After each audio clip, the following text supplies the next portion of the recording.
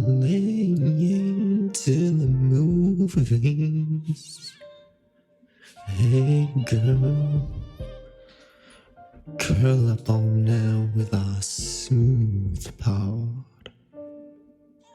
What you just wanna know, what's on our mind, how do we think it goes? So plug in those headphones, it's late to the movies. And so let's just get into it. As you know, I don't know how to start the podcast. It'll either be whatever we keep of that. I mean, it was some good legacy place talk, but I don't know if that's going to make the podcast. Or something along the lines of what relate to the movies. My name is Ben Holt. This is a podcast where my friends and I get to fill in our movie blind spots. Each week we'll pick a film that either I or a guest hadn't seen before and really should have by now. This week, kicking off a new month, and I'll get into the theme in a second. It's John Carpenter's Escape from New York, the 1981 classic. The theme this month is one night only. And even though there is a brief bit of daytime in this movie, considering the action is very explicitly over the course of about 22 hours, I think technically that is just one night involved. It's fine. Don't worry about the part where the sun comes up while Snake's knocked out in the middle. Just forget that. It's still one night only. I don't care. Anyway, your guest, left, right, across the podcast. We got Anthony. Ben, call me Snake. Okay, Snake. No, call me Plissken. Yeah. I was hoping you wanted me to set you up for that. I did. I should have coordinated, but I knew you'd get it. Yeah. That part's great. It's just like the whole movie. Am I supposed to take this guy seriously, or is this just a really subtle comedy? Subtle isn't the right word. I think it was an outright comedy. Yeah, it's an outright comedy. Certainly there's nothing subtle about it, whether or not it's supposed to be a comedy. And I think it obviously is supposed to be at least comedic. But it's weird. I don't even know what genre you'd say this is specifically. It's, I guess, an action movie, but there's not really that much action. Science fiction? Yeah, I guess sci-fi, futuristic dystopia. It's not exactly like a political thriller, though. It's right. It's just weird. And I love it. We'll get into all that. First off, though, Anthony, you watched anything good? Wait, hold on. I explained the theme, right? No, you didn't explain the theme. You skipped it. Are you playing Robbie's intro music to this?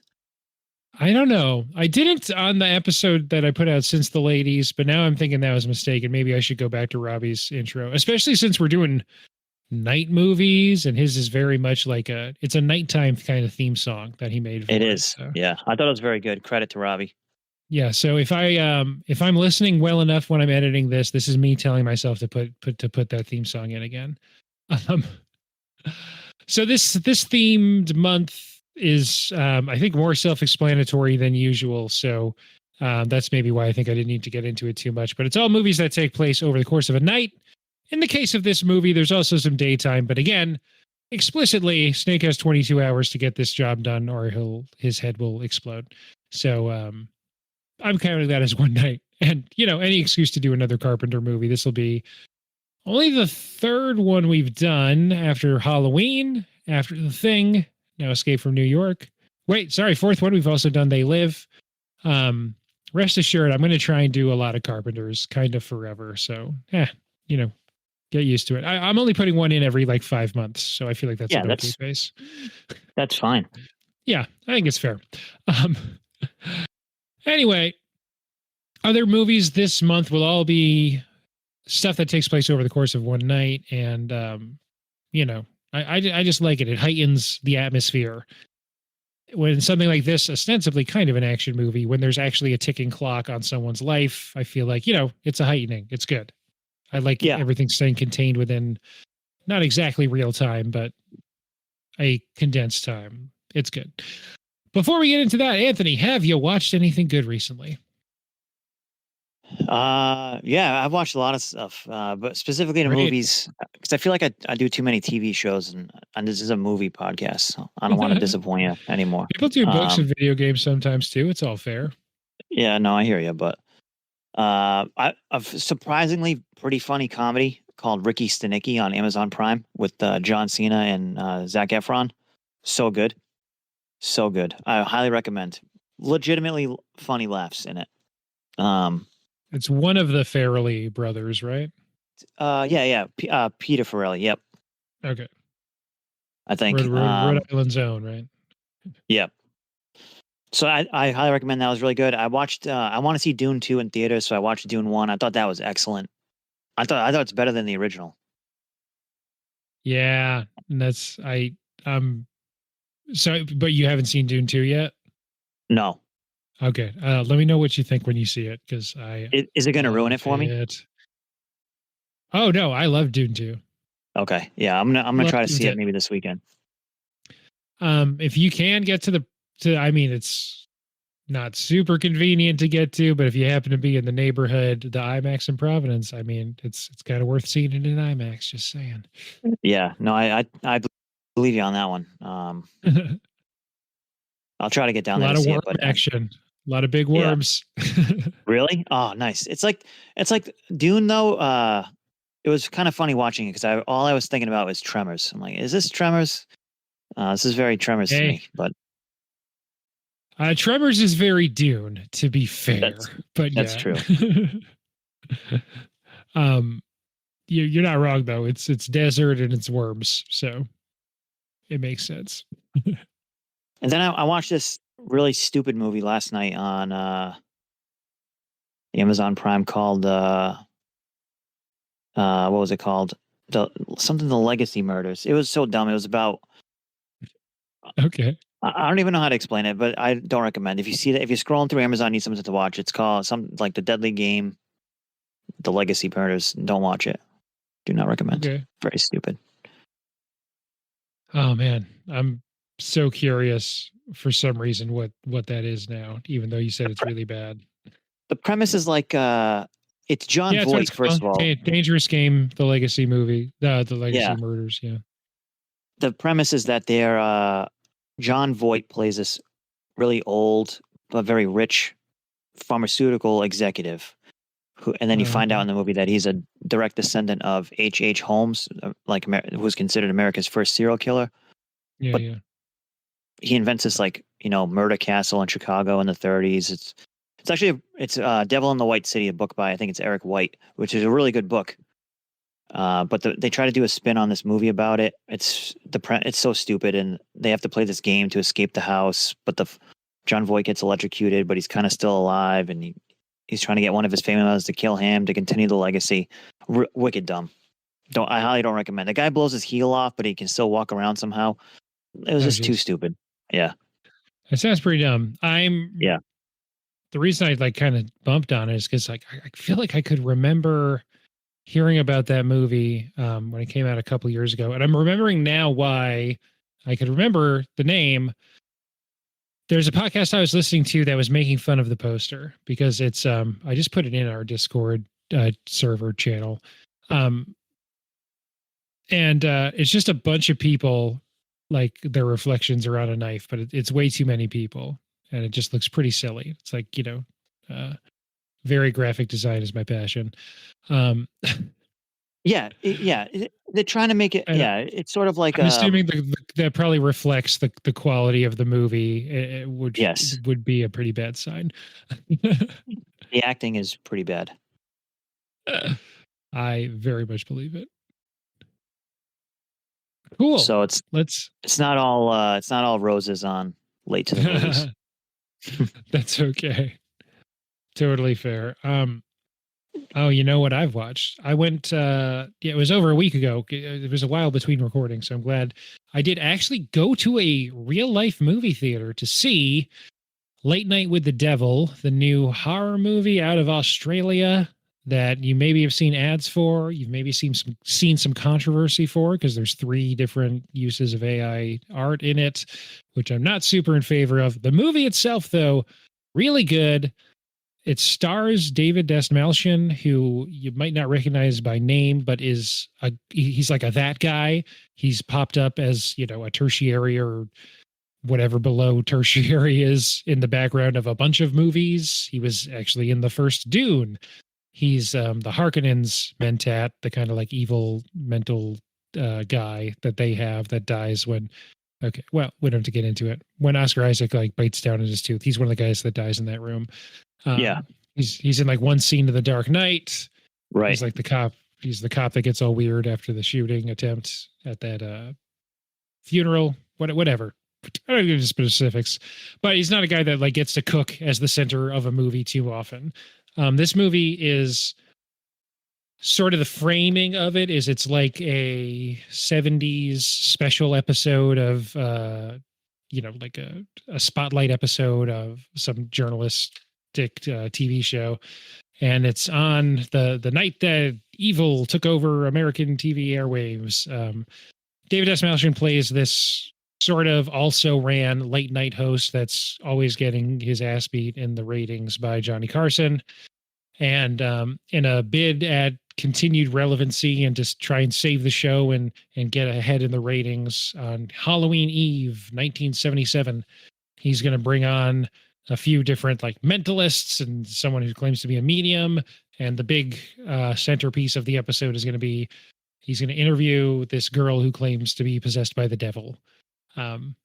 And suffice to say, stuff goes badly, but it's all sort of like archival backstage footage, quote unquote. Obviously, this didn't actually happen. You probably would have read about it.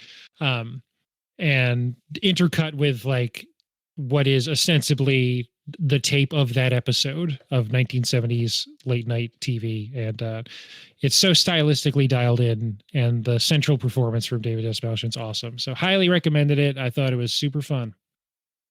Yeah, you told me about this at your birthday party. I watched the trailer. Yeah. It looks really good. Yeah. I made everyone watch the trailer. Robbie was mixing some really strong Manhattans, and it seemed like a good idea to make everyone watch that movie's trailer at the time. Yeah. So he thought, he turned into the devil at some point. No, I'm just kidding. Yeah, something like that. But that's it for me. I'm ready to get into the movie if you are. What did you? I have one question for you. Did you see American Fiction? Yes. Was it good? Yeah, it was good.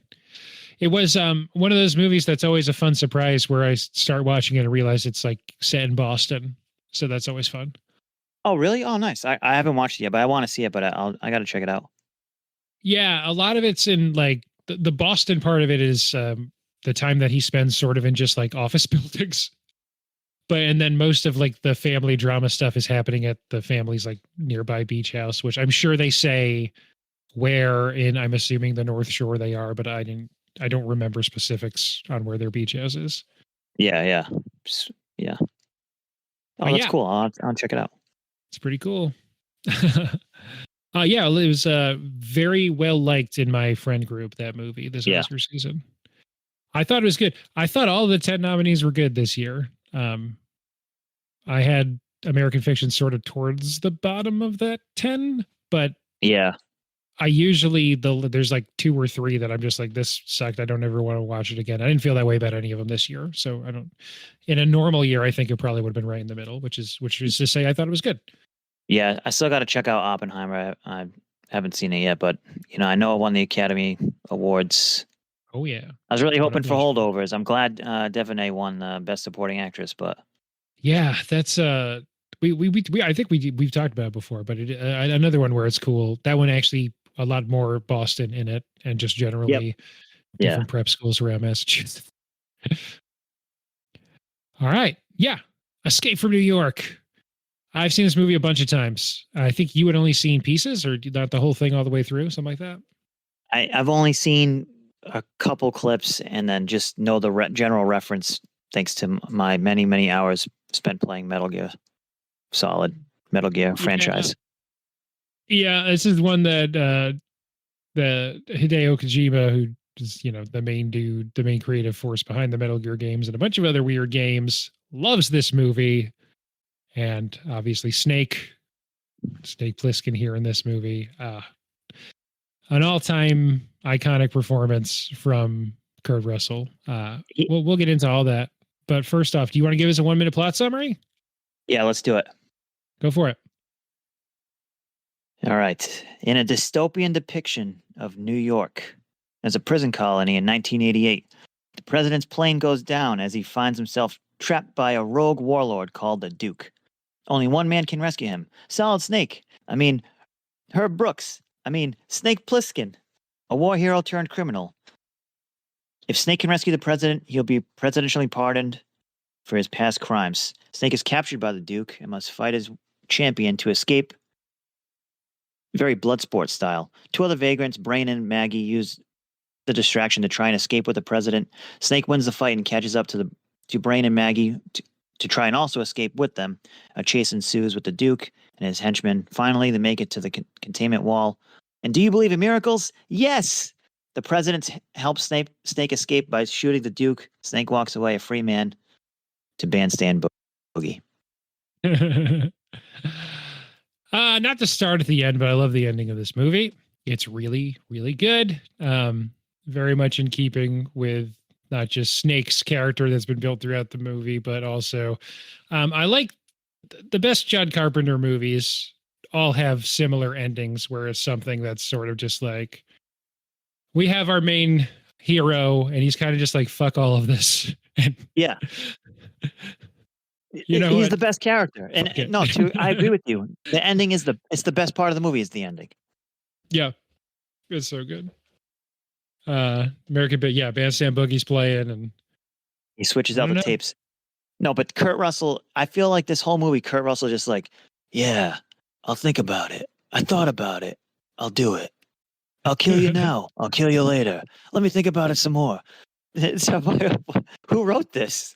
Oh, I know who wrote it. Literally Michael Myers. Yes. Co-wrote. That's Nick Castle who co-wrote it with John Carpenter. Nick Castle, weird career, but yeah, probably best known as the original Michael Myers. Marble Mouth. No wonder why there's not like a lot of robust dialogue because Michael Myers didn't say anything. No.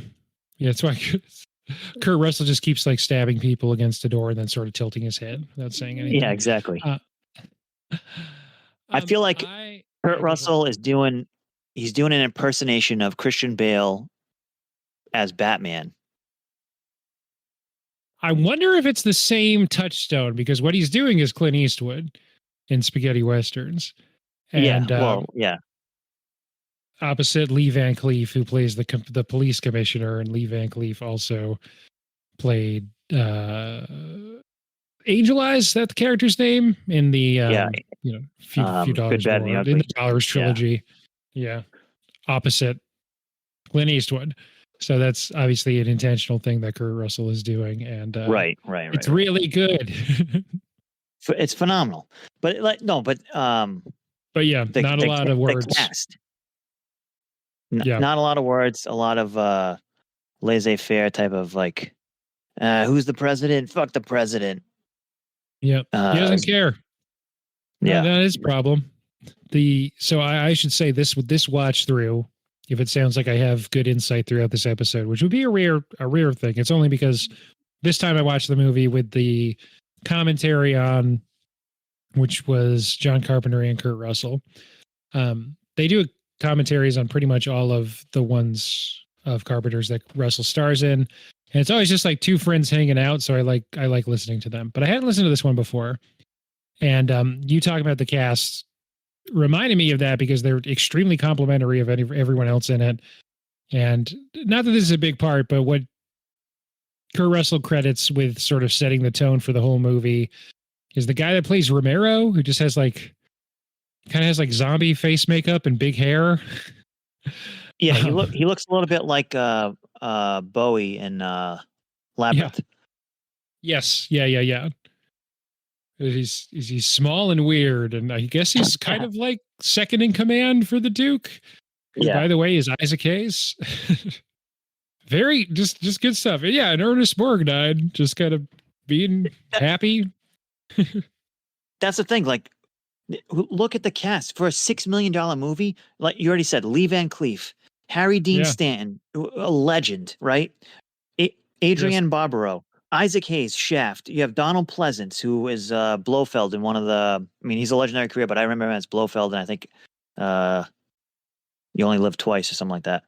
in one of the Bond films. You got Kurt Russell. Ernest Borgnine is an Academy Award winner in 1955. What are they all doing in the Escape from New York? Yeah, it's a weird movie. It's made on such a shoestring budget. They have to do. I mean, this is 1981 that the movie comes out. Right.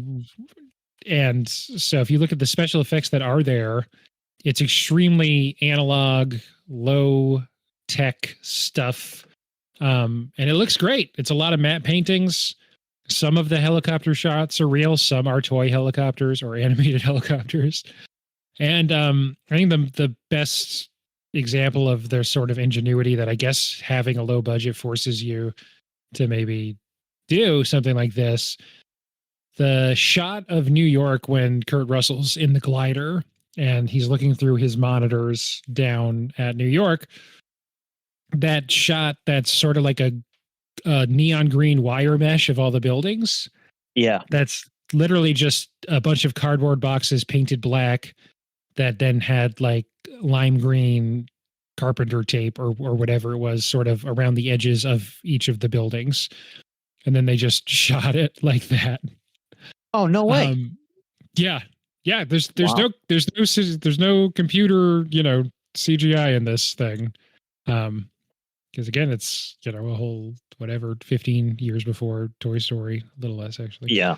But yeah, you just figured it looks better than a lot of the other special effects stuff going on at the time, even though you can tell some stuff is scale models or matte paintings or whatever, but it's actually well designed. And there's one famous example of a matte painting. And this is, I couldn't believe when this happened. It was like, oh yes, of course, that's the one. James Cameron, Big Jim. We've had an entire month devoted to him on this podcast. No, it always comes back to Big Jim Cameron. It always does. He did the matte painting of one of the daytime shots. I think it's when Lee Van Cleef is like looking out over the sunrise over the city or whatever. And I think that's the James Cameron matte painting. Yeah. Oh, so wow. Yeah. Or it's when the helicopters are going back in or something. It's one of the daytime landscapes is a Cameron. So there you go. Yeah, I didn't know. That's awesome. I didn't know that. He was an extremely successful director very soon after this, but he wasn't quite there yet. Right. But I guess to John Carpenter's credit, that's his skill. He takes, that's why Halloween's such a success. Low budget, but he just knows how to put it together. The guy's a genius. Oh yeah, legitimately. I mean, it's just God. He's talking all throughout the commentary about. Yeah, well, we didn't have any money, so we had to light it like this, and we had to do this, and we had to XYZ.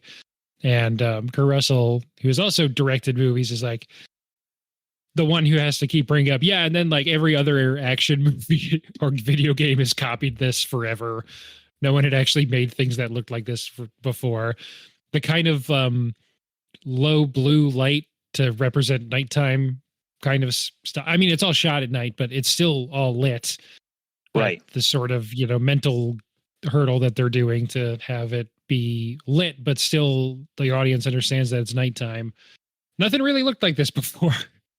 No, and awesome. That's such a on point quote too, because if you look at all the Arnold action movies, especially the early ones like Running Man, this feels very Running Man to me.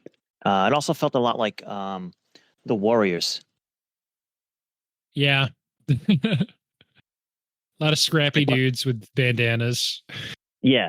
And the Duke rolls out in his Cadillac, but he's got like his posse with him. I felt like that scene in The Warriors when they're all coming out, when they're getting called out. I don't know. I thought that was very like Warriors, another one night movie, I think, where they're just like trying to get across the city, kind of. Yeah. Right. Yeah. Exactly. So yeah, maybe some influence even pulled from that. Yeah, go for it.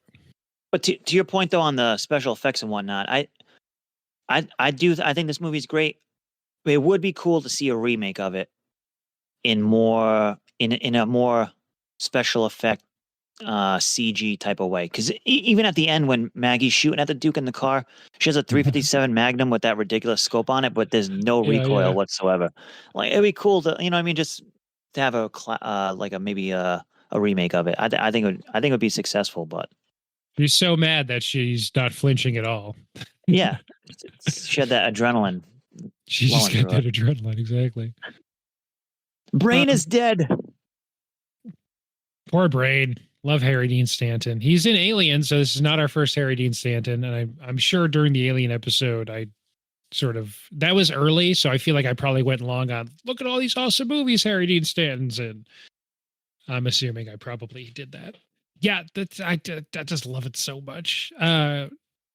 We've talked mostly about the cast, and I don't know that we need to get into the plot too much. It's sort of just structured like an Odyssey. This is something that they say a lot in the commentary on purpose. You know, it's just one out of the frying pan into the fire situation after another for poor Snake, who all he did was try and rob the Federal Reserve, and now Lee Van Cleef's put a bomb in his carotid artery, and he's got to go rescue the president.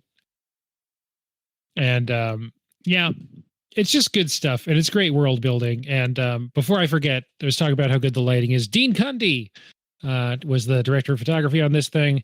He's awesome. We've talked about him before a lot too, not just other Carpenter movies, but also he's worked with Spielberg a lot. I know he at least did Jurassic Park off the top of my head. Yeah, it's a legend. The set design, all that stuff is just so perfect in this film. Yeah. Oh man, it just looks awesome. Oh yeah, and so this mostly filmed in St. Louis. Most of the cityscapes are St. Louis. Right after I'm trying to remember which natural disaster. It might have been a tornado, or it might have been a fire that sort of decimated multiple blocks of downtown St. Louis, and they hadn't rebuilt yet. So a lot of what you see is sort of just found production value and a way to keep costs down. Unbelievable. That's sort of just what St. Louis looked like at the time. Yeah. Most of the businesses hadn't reopened yet, so they were allowed by the city to just kind of turn off all the normal lights that would be on, street lights, other emergency, these don't go off kind of lights. They were allowed to turn off for several blocks, and that's how you get some awesome shots of streets that like you can see for several blocks. It's desolate, and it's not like a set you could build. That's just what St. Louis looked like, I guess. I think it's funny because they couldn't film it in New York because they couldn't make New York City look like a dystopian, disheveled mess. So they're looking around, hey, what looks like a dump? Oh, East St. Louis, this looks like a dump. Let's film here. Yeah. And I mean, it doesn't really look like Manhattan, but it's okay because it looks awesome. Close enough. Yeah. One of the things that I was most sort of like, oh, yeah, of course, that had to be a place that existed. They couldn't have just built that. The building where a few things happen, but the main thing that happens is sort of the death match that takes place in this massive cavernous building that is just sort of so run down that just was a building in St. Louis. I think they said it was a train station that also had a bunch of restaurants and whatnot in it. And they were pointing out when they were going into the different rooms, like there's hallways and there's the room where they're holding the president when Donald Pleasence has the wig on. And they were pointing out like, oh yeah, this was this kind of restaurant. This was this other business. And it's like, oh yeah, this is all, man, that's really convenient that there was just this cheap thing that looked exactly like what you needed it to look like that already existed out in the world. Yeah. It's just good. It's just great. Maybe that's a little of more adapting to what you had around you than what you were looking for. Yeah. The kind of Liberty Island checkpoint, there is one shot where they got the actual Statue of Liberty, the back of it only, with some actual helicopters flying by. But most of it is in the Sepulveda Basin, which is in San Fernando Valley in California. There's a dam there, and I think a lot of that like wide open space is around that basin. And I think near the dam, could be wrong about the dam part of that. But anyway, so that's the other main location that they're cutting between. But the city itself, it's always been funny to me that that's just kind of what St. Louis looked like at the time. Yeah, in 1981. They had access to electrical lighting, but I mean, the city looked pretty cool. Looked convincingly lit by the torches and fires and trash cans that are also on fire that you can see on screen. It's just good stuff. Yeah. So, Uh, yeah, go ahead. I'll tell you one item on one of the plots that I found funny was two thoughts.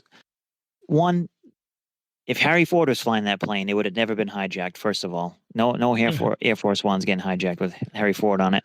So big opportunity missed there. And two, landing a glider on the World Trade Center didn't age too well. Didn't age too well in 2024. It's funny, the commentary that's on the disc I have is from 1994, so they didn't talk about that piece of it at all. Yeah, right. Yeah, it is. If you don't know if you don't know it's coming, the fact that there is one of the first scenes is a plane crashing into a skyscraper in downtown Manhattan, and then also the glider with Snake slowly like approaching the World Trade Center. Yeah, with a very serious look. Yeah, that forget. Yeah, on a first time watch, that's probably pretty strange. Also, just I don't think that's how gliders work. It doesn't have an engine. It's just gliding. Well, that's another point throughout the whole movie too. Brain and Snake, the plan is to fly the glider out. How? It glides. It has to stay behind and push, I guess, off the top of the building. Even Brain says, "I know how to get it out." I'm like, "Oh, do you, Brain?" It does. Sure, okay. Yeah, I don't know. He's got some kind of plan. He didn't memorize where all the bombs were on the bridge, though. No, don't run left, Brain. Ooh, poor guy. It's a bad way to go. It's hard to pick like exactly an entry point for this thing. I like that the president has to get into a weird red egg. As in the escape pod? Yeah, the escape pod. Yeah. They made it on purpose some of the technology, at least in the commentary, they're saying they're trying to make it very James Bond. And not just because they have Donald Pleasence there. What was anything that was, aside from landing a plane on the World Trade Center, something that stood out to you that you weren't expecting or anything that particularly jumped off the screen to you? No, the fight scene when Plissken has to fight Slag, that was sort of like it was so cheesy, but it reminded me a little bit of Bloodsport meets what's that movie with Hulk Hogan and I can't remember now. It was like a cross between that, and I'm like, oh, that's sort of what that scene reminded me of. I just found it very funny. I'm not up on the Hulkster's filmography. I was going to make a crude joke about like whatever it is. It's not the most famous film that Hulk Hogan's made, but yeah, right. Anyway. No Holds Barred. Yes, No Holds Barred. Yeah. Yeah, it is. I don't know if this is just a thing that a guy like Kurt Russell would say and lie about on a commentary, but apparently Ox Baker, who played Slag, didn't really understand the concept of just making it look like you're hitting someone for the camera. And apparently he was really hitting him. Yeah, apparently he was really beating the shit out of Kurt Russell. So yeah, he's a big guy too. Yeah. I think he's legitimately 7 feet, or maybe just built like that in wrestling. Maybe Kurt Russell's really short. A lot of actors are. No, I was just going to say that to your point when Kurt Russell, right in the beginning when he's walking down the hallway, he looks like he's 4'11". I'm like, is Kurt Russell really that small? It didn't seem like that small of a guy to me, but I don't know. Yeah. He's got crazy pants in this movie too. You don't think about it too much because he's mostly just in that tank top and in darkness. But the couple of times you get a look at it, he's wearing like Zubaz pants. I don't know what's up. Yeah, he's got the Zubaz on. Yeah, it's 81. It's 80. Wrestling's in full swing. He's got the Zubaz on. Yeah, you gotta have the Zubaz, bro. Also, too, Kurt Russell from Springfield, Massachusetts. I didn't know that. That's awesome. We'll claim him. Him and Dr. Seuss, Springfield's finest. That's right. There's no way I didn't mention this on the Thing episode, but apparently the last thing that Walt Disney did was write the name Kurt Russell on a piece of paper, and then he died. No, he didn't. Supposedly. And I don't know, when we can unfreeze his brain in that jar that he's in, we'll figure out what he meant by that. I know Disney was a big Kurt Russell fan. That's weird. I know that much. Yeah. I'm trying to see if I could really quickly figure out if that's an apocryphal thing or if that's a real thing, but I can't figure it out. Oh well. Who cares? In general though, my favorite, just the great themes of this film, it just playing Metal Gear, all the video games as a child, right? And then just seeing Plissken and the plot advance through the film and seeing how, I get where Hideo Kojima took all of his inspiration from. That was just a nostalgic thing for me that I really enjoyed while watching this film. Yeah, it makes a lot of sense. I just love the tone of the movie because, like I said, it's technically a sci-fi action film, but it's kind of, I definitely overuse the word vibes or vibey, but it's pretty hanging out. Obviously, there's like a lot of violence and stuff happening, and it's heightened, and people are going to die if XYZ doesn't get done. But Snake's kind of just going from scene to scene, meeting new people, kind of looking for clues, sort of sometimes getting kidnapped, and it's just weird. I feel like the overarching theme is weird more than it is action or sci-fi. Yeah, no, 100%. Even right in the beginning when he finds the president's tracker there, and it's by like this delusional vagrant. It's like, the president's dead. I'm getting out of here. Yeah, see you later. Okay, bye. That weird vagrant, the great Buck Flower, he plays a weird vagrant or a drunk or some guy sleeping out on the street in most John Carpenter movies. Oh, that's his thing? Nice. That's his thing. And in a bunch of other movies too. He was typecast as that. Anyway, that's that guy. I had no idea. I had no idea who that guy was. I didn't even look him up. That was just a funny scene to me. But no, there's just always weird stuff happening, and that's funny. But it's also like right after Snake sees apparently like a gang rape and doesn't do anything about it because to Snake that's not Snake's problem. I guess he doesn't care. He's not in there for that. He just doesn't care. He's only in there because he doesn't want to die. Yep. The Duke's whole thing is interesting. I think Isaac Hayes does a great job in this movie, just making you believe that's a dude who would be like that. But he's got that Cadillac with the chandeliers on it. It's just good stuff.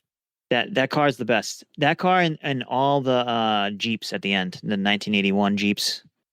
I really like that as like an automobile classic. But what's up with all the like the troops and the visors? That was a terrible costume. I'm sorry to say.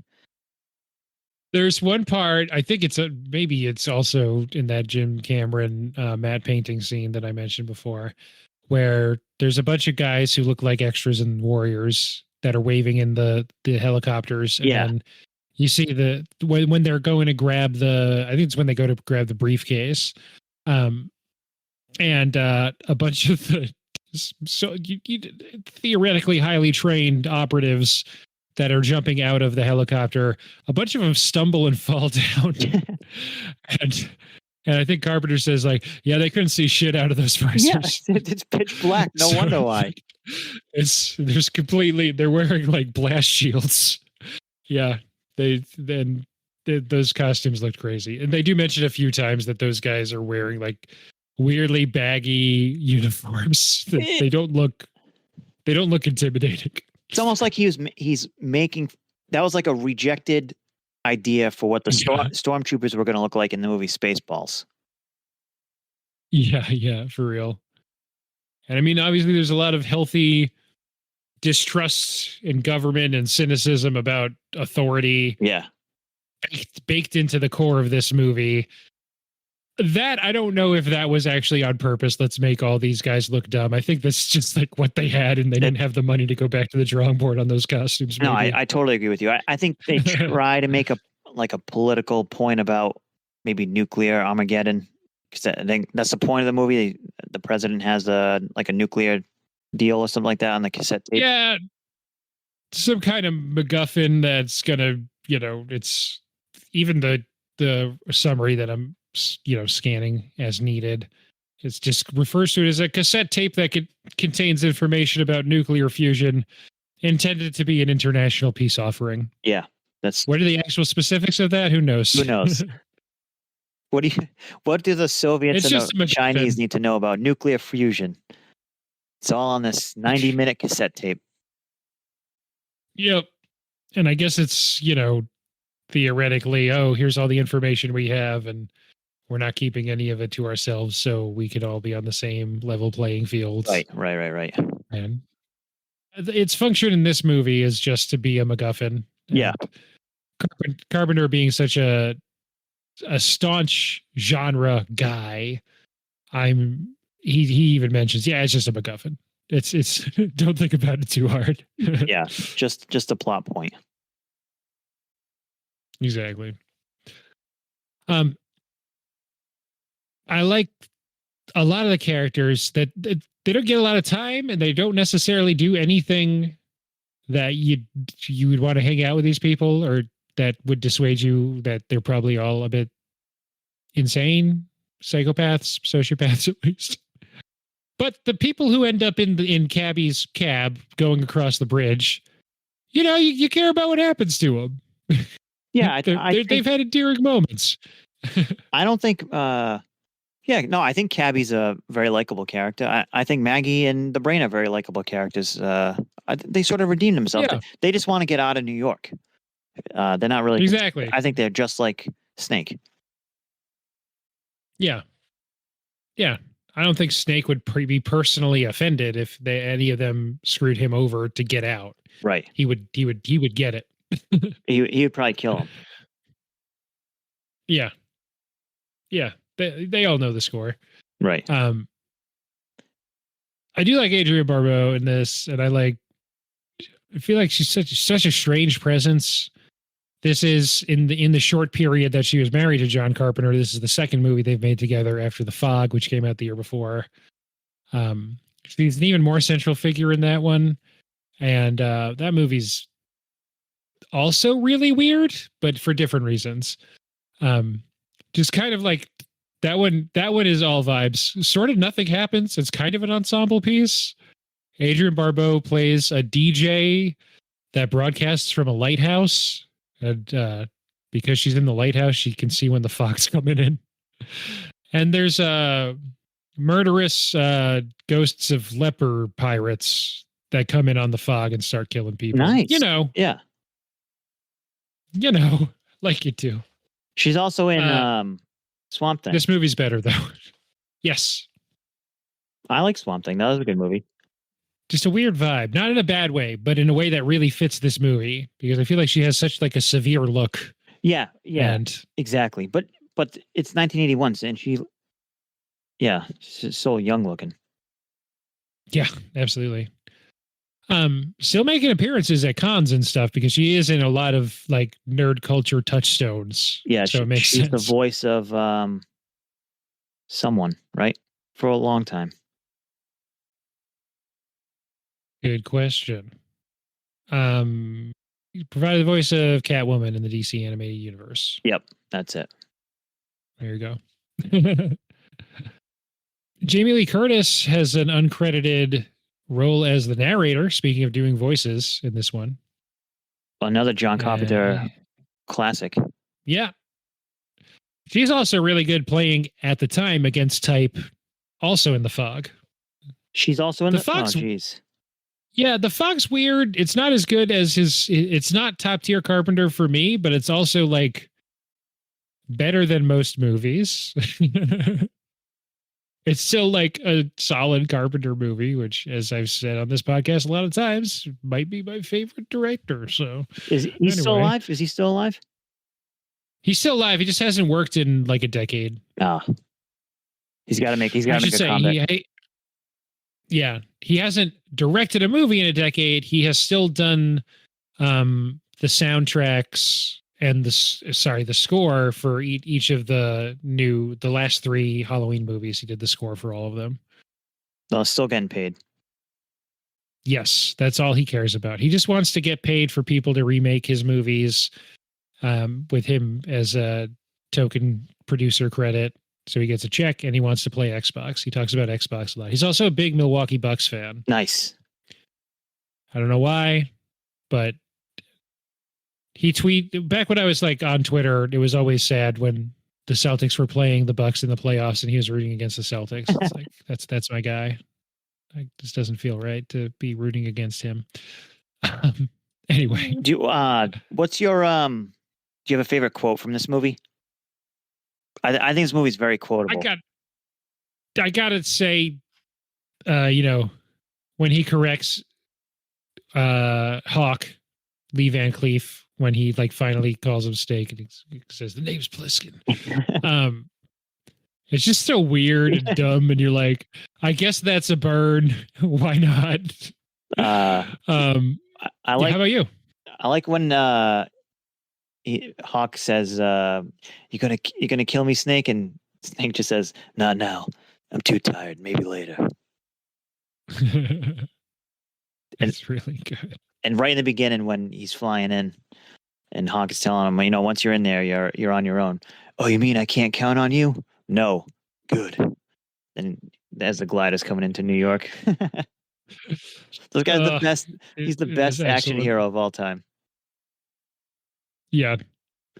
He really is. Kurt Russell said that it is his favorite character that he's played before, which makes sense. But when you play Metal Gear, right? I feel Snake's dialogue is almost it's replicated through this because he's always asking like kind of like dumb questions and doesn't really understand the gravity of the situation. I feel it's a total ripoff of this. Genius. Hideo Kojima. Yes. Genius. Yeah. Yeah, absolutely. And his name is Snake, right? Isn't Plissken Snake in like Russian or something like that? Oh, is it? I think so. I'm trying to remember from a different podcast that I've listened to about this that they just like knew a guy whose last name was Plissken and thought that was a really weird name, and so they did it. Maybe not though. Maybe it doesn't. I thought.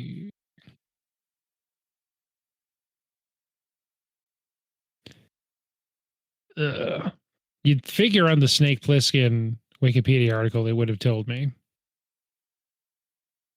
I mean, in any case, it's got a big S sound in it, so yeah, it's definitely snake related, right? No, apparently there's a bunch of but they haven't made another one since Escape from LA, right? But there's a bunch of proposed sequels for it.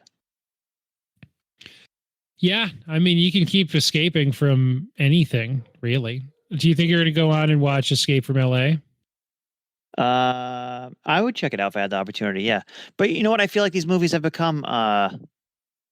You ever watch any of like the White House Down, Phoenix is Down? Those types. I feel like that's sort of Olympus Has Fallen. Yeah, close enough to this. Yes. Yeah. Absolutely. And my dog's barking, and now I'm worried about why he's barking. Oh yeah, and speaking of those movies. Seeing back in 2007 when they said they were going to do a remake, it was announced that Gerard Butler would be playing Snake. Which is like, it's a different movie, but it's a kind of movie Gerard Butler makes one of every year or so. Exactly, right. In 2008, they said Josh Brolin, which maybe in 2008 that makes sense. Could work. Yeah, that wouldn't work now. No, as of 2019, they thought Lee Winnell maybe was going to write a new script. He was maybe going to take over from previously announced Robert Rodriguez to do a thing, but that's the most recent update, and that is a while ago. But if you look at what about some of the casting for this film, right? If it wasn't Kurt Russell, you're thinking Charles Bronson, Tommy Lee Jones, Chuck Norris. Mm-hmm. I feel like Kurt Russell's the right choice. I don't. Could this movie be made with Charles Bronson? Yeah, but it just would have been another like Charles Bronson movie. Exactly, Death Wish or something like that. Yeah, exactly. I mean, obviously, very inspired by Death Wish is this movie. Although Carpenter said he wasn't necessarily the ethos of that movie that he was trying to evoke, but there's clearly some similarities there too. Yeah. I just think it's neat. Anything else surprise you about the movie? It is, after all, relatively straightforward. Once he gets in the city, he's got to get the president and get out. Yeah, no, he does. No, nothing's really. I thought it was a great film. Nothing is really. I think the plot flows really pretty well. It's a really easy watch, a quick hour and a half about. So, no, and I think the plot too they do make some political statements. The president, when he leaves, and Plissken confronts him about, we saved your ass, and a lot of people died doing it, and the president's getting, he's getting a shave because he's got to go on TV. And he doesn't really care. He's like, yep, thanks, but I got to be on TV in 2 minutes, so see you later. Enjoy your freedom. It's kind of, and you know what I mean? Yeah. He's taking a stab at the political establishment. I like that. Yeah, it is. It is. Everything's bullshit. So fuck that. Might as well cause the end of the world. Yeah, exactly. But the real hero. That's how, yeah, go for it. Is Snake, and that he takes the cassette tape and he's unwinding it at the end, as bandstand. Yes. Boogie. What is it called? Yeah, Bandstand Boogie. Bandstand Boogie. Yeah, American perfect. Bandstand. Brilliant ending. Cabby's favorite song. Yep. R.I.P. Cabby. R.I.P. Cabby. That girl in the chock full of nuts diner was, I think, at the time married to Kurt Russell. Oh, really? Susan Hubley or Hubley, not sure. Yeah, they didn't divorce till 83, so at the time they were married. I always forget that Kurt Russell is married to Goldie Hawn, and Goldie Hawn is Kate Hudson's mother. I got a decent amount of famous family members now too. I don't know if you've ever had a chance to watch any Wyatt Russell movies, but I think he's pretty good. Interested to see, how his career develops. One of the shows that's like, wow, this probably costs a lot of money, and I don't really see anyone talking about it that much. Monarch on Apple Plus, which is a TV companion, I guess, to the recent Godzilla and King Kong movies, which stars both Wyatt Russell and Kurt Russell playing the same character in different time periods. No, I don't have Apple Plus. I've never seen it. No. Yeah, sounds like the kind of thing that costs a lot of money. Oh wow, nice. But, he's in. It's like anytime I turn on Apple, and it's like, oh shit. 22 Jump Street was probably the first thing I saw him in. In Falcon and the Winter Soldier. Yes, yeah, he's I think eventually U.S. agent, but he's like the new Captain America that goes badly. Yeah, in that show. Oh, nice, good for him. Yeah, he's good. Is this your favorite Kurt Russell movie? That's the thing. Yeah, I think if you had to pick one Kurt Russell character, I'd probably pick Snake, just because Snake is so singular. And McCready and the Thing is more just like a normal guy. Yeah. Yeah. This is my favorite. Kurt Russell, so he's still, but still. I agree with you. This is my favorite Kurt Russell character, but my favorite Kurt Russell movie, I think, is Miracle. I think it's still Miracle. That's a good movie. I haven't watched Miracle in a long time. Yeah.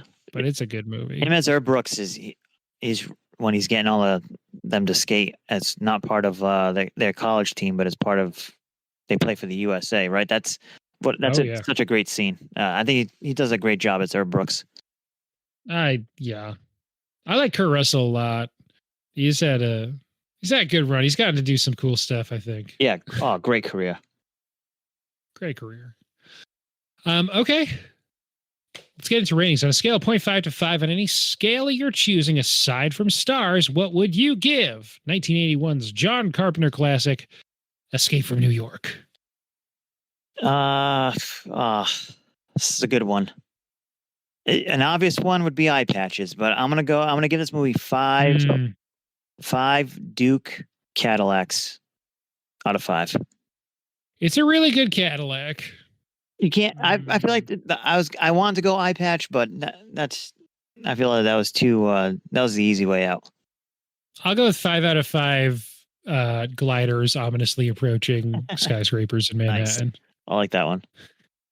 Yeah. So this is the first episode of the month. As such, I haven't really picked a good through line question yet for one night only. That's the theme this month. One night movies. The obvious thing would be like situations that take place in one night that you could make a movie about. But I don't know. That's more work than our questions usually are. I don't know. You have any thoughts? No, but you have some good choices on your list. The movie Game Night with Jason Bateman is really good.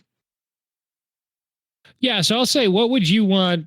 What kind of situation that would take place in one night that could be a movie would you want to be in? And for me, yeah, it would probably be a game night.